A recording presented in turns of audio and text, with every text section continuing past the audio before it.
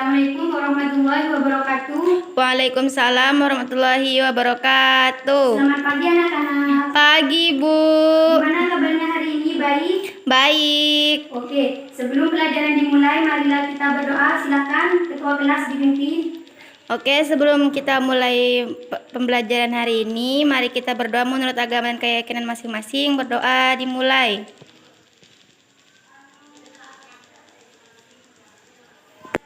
Berdoa selesai.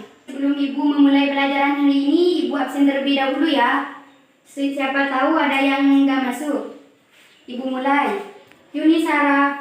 Hadir, Bu. Fatiawati. Hadir, Bu. Ahmad Rosi. Hadir, Bu. Zubaida. Hadir. Nabil. Hadir. Baik, berarti hari ini masuk semua ya? Ya, Bu. Bagus. Karena malas pangkal miskin, rajin pangkal kaya. Sekarang Ibu mau nanya, anak-anak mau jadi orang yang kaya atau miskin? Kaya dong, Bu. Nah, kalau pengen jadi orang kaya, maka dari sekarang kalian itu harus rajin-rajin belajar. Jangan malas-malas karena itu perbuatan yang tidak baik. Siap, Ibu. Langsung ke pelajaran saja ya. Kalian tahu sekarang pelajaran apa? Ekonomi, Bu. Bagus. Kalau mendengar kata ekonomi, yang ada di pikiran kalian itu apa? Uang. Yang lainnya? Hitung-hitungan, Bu. Tapi yang harus kalian tahu, uang itu termasuk elemen kecil dari ilmu ekonomi.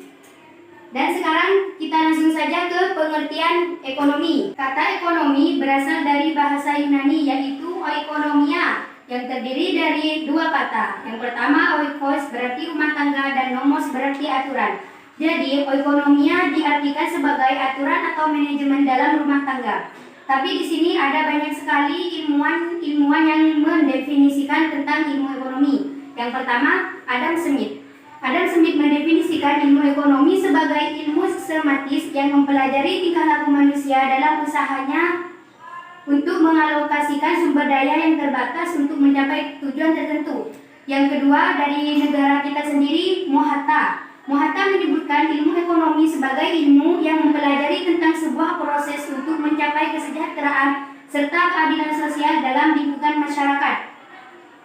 Intinya, mempelajari ilmu ekonomi itu bisa memudahkan kita untuk mengatur keuangan kita secara mandiri.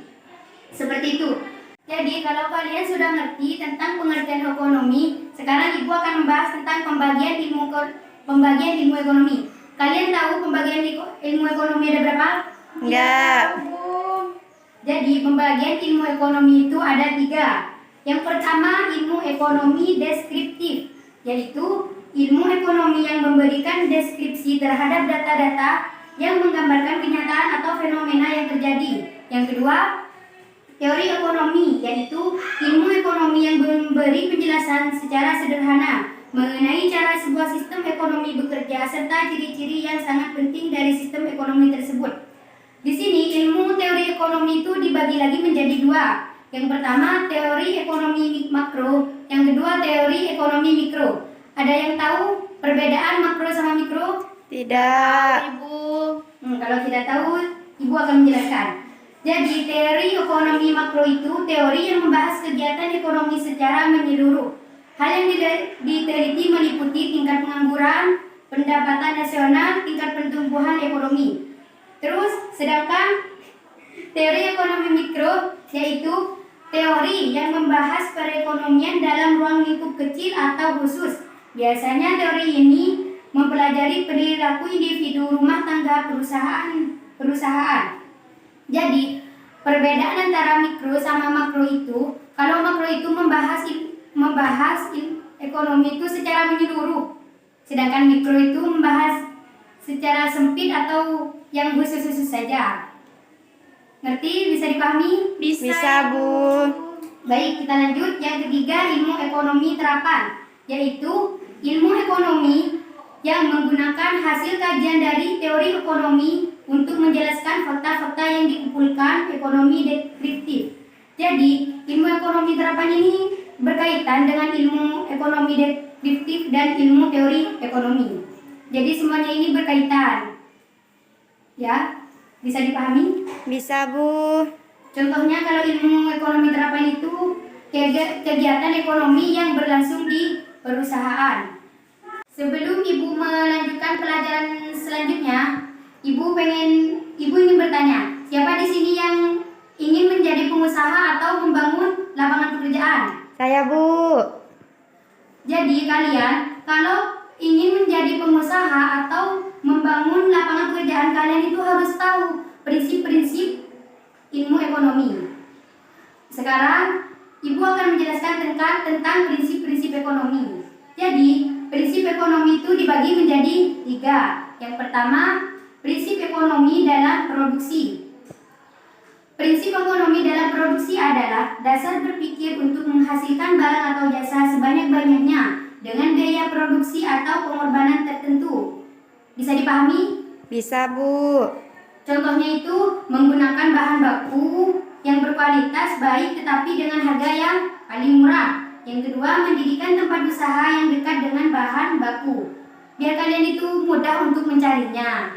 Terus, menggunakan sumber daya seperti modal, tenaga kerja, dan waktu seefisien mungkin. Selanjutnya, menggunakan tenaga kerja terampil. Dan yang terakhir, menggunakan mesin modern dengan produktivitas tinggi tetapi dengan biaya yang rendah. Dari pengertian yang tadi Ibu jelaskan, sudah bisa dipahami kan? Sudah, Bu. Baik, kalau sudah dipahami, sekarang Ibu mau bertanya lagi. Disebut apa orang yang melakukan produksi? Yang tahu silakan. Saya, Bu. Silakan Fatia. Disebut produsen. Bagus. Jadi, orang yang melakukan produksi itu disebut produsen. Seperti itu kurang lebihnya. Bisa dipahami kan? Bisa, Bu. Ya. Baik, selanjutnya prinsip ekonomi dalam distribusi. Prinsip ekonomi dalam distribusi adalah upaya menyampaikan barang dan jasa dari produsen ke konsumen dalam jumlah mutu dan waktu yang tepat dengan biaya tertentu. Contohnya penerapan prinsip ekonomi distribusi adalah menyalurkan barang dengan tepat waktu, menggunakan sarana distribusi yang murah, memilih lokasi perusahaan di antara produsen dan konsumen, meningkatkan mutu pelayanan, dan terakhir membeli barang pada produsen yang tepat. Sekali lagi Ibu ingin bertanya, disebut apa orang yang melakukan distribusi? Ada yang tahu? Ya, Bu, saya. Silakan. Disebut apa? Disebut distributor. Bagus. Berarti anak-anak di sini pintar-pintar semua ya? Iya, Bu. Sekarang yang terakhir kita lanjut.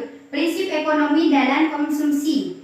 Prinsip ekonomi dalam konsumsi adalah dasar berpikir untuk memperoleh kepuasan sebesar-besarnya dari suatu barang atau jasa dengan anggaran dan pengorbanan tertentu. Bisa dipahami? Bisa.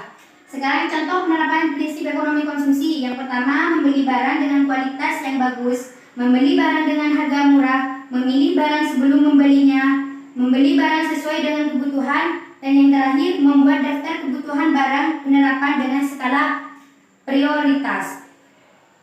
Itu semua adalah prinsip-prinsip ilmu ekonomi. Jadi kalian yang pengen menjadi pengusaha, kalian itu harus paham prinsip-prinsip ekonomi yang tadi Ibu jelaskan, seperti itu. Mungkin sejauh ini ada pertanyaan? Ada, Bu. Silakan Fatia. Orang yang melakukan konsumsi itu disebut apa, Bu? Oh, jadi orang yang melakukan konsumsi itu disebut konsumen. Bisa dimengerti? Ya, Bu. Mungkin ada pertanyaan yang lain, Yuni Sarah? Tidak ada, Ibu. Baik, kalau tidak ada, Ibu akan memberi tugas. Jadi, tugasnya itu kalian harus mencari tahu contoh perkembangan ekonomi di Indonesia. Kalian itu bisa mencari di internet. Dimanapun kalian cari, tidak apa-apa. Di buku, di internet, terserah. Karena waktunya sudah selesai, Ibu akan akhiri pertemuan hari ini. Sebelumnya, silakan pimpin doa terlebih dahulu, Ketua Kelas. Ya, sebelum kita mengakhiri pembelajaran hari ini dan pulang ke rumah masing-masing, marilah kita berdoa menurut agama dan keyakinan masing-masing. Berdoa dimulai. Berdoa selesai. Baik, sampai jumpa di pertemuan selanjutnya. Mudah-mudahan materi yang Ibu berikan tadi dapat dipahami dan dimengerti. Jangan lupa belajar ya. Ya, Bu. Assalamualaikum warahmatullahi wabarakatuh. Waalaikumsalam warahmatullahi wabarakatuh.